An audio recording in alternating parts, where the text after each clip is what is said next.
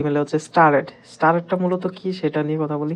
স্টারেডে যখন আপনি ক্লিক দিবেন, এই যে আমার কোনো স্টারেড দেওয়া নাই।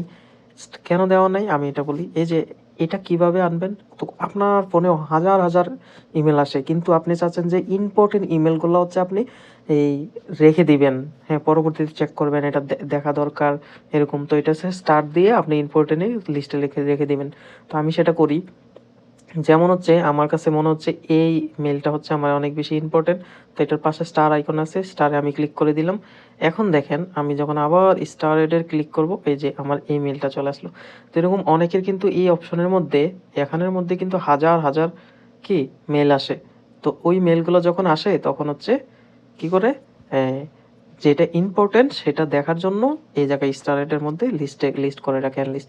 অথবা আপনার কাছে ইমেল আসলো, অনেকগুলো ইমেল আসলো, কিন্তু আপনি রিপ্লাই দিবেন সবগুলা। তো কোন কোনগুলো রিপ্লাই দেন নাই, সময় হলে রিপ্লাই দিবেন, তো সেগুলো হচ্ছে স্টার রেট করে রাখবেন, যাতে পরবর্তীতে খুব সহজে খুঁজে বের করতে পারেন, ইমেলের রিপ্লাইটা দিতে পারেন।